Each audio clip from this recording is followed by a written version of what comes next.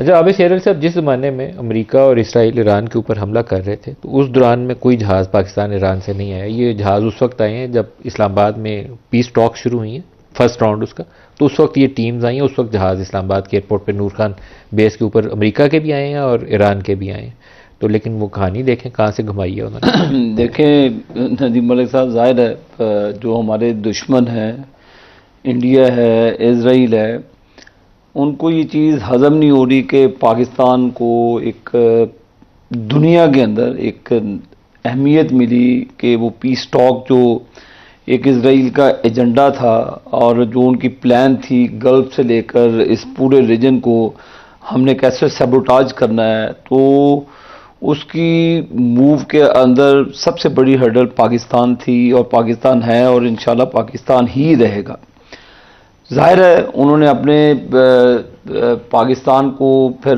جس طرح جن صاحب نے بھی بات کی، میں نے بھی آج نیتن یاہو کا جو اس نے دنیا کو رو کے بتایا کہ جی پاکستان کے جنرل عاصم منیر صاحب سیبوٹاج کرنا چاہتے ہیں اسرائیل اور یو ایس کے ریلیشنز کو، تو ظاہر ہے وہ کوئی نہ کوئی پھر ایسی چیزیں کہانیاں گھڑیں گے کہ وہ ڈیریل کریں اس پیس ٹاک کو، تو پھر اس ریجن کو اسی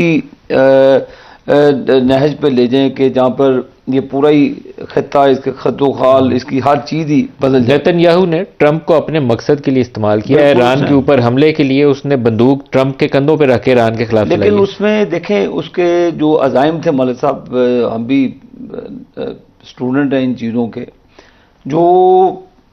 یو اے ای کے اندر انہوں نے اپنی وہ جو بھی اکوپمنٹ سی اس کو لے کر انہوں نے ایک اپنی مارکیٹنگ بھی کی، وہ یو اے ای کے راستے وہ پاکستان وہ دوسری ریاستوں کو بھی اثر انداز ہونے کی کوشش کی، ایک لانگ ٹرم پلاننگ کے ذریعے. یہ نہیں ہے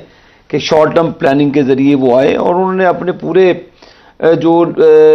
پاؤں کے نشان انہوں نے رکھے ہوئے کہ کہاں کہاں پہ. ارادہ تو ان کا یہ تھا نا کہ ایران کے اوپر امریکہ اور اسرائیل حملہ کرے، ایران جو ہے وہ ریٹیلیٹ کرے گا سعودی عرب کو، نیبرنگ عرب کنٹریز کو، اور وہ پھر دوبارہ جواب میں ایران کے اوپر حملہ کرے تاکہ سارے مسلمان ایک دوسرے کو ماریں. ہم اس میں ایران کے بھی مشکور ہیں کہ انہوں نے پاکستان کی بات مانی، کیونکہ سعودی عربیہ ہماری ڈیڈ لائن ہے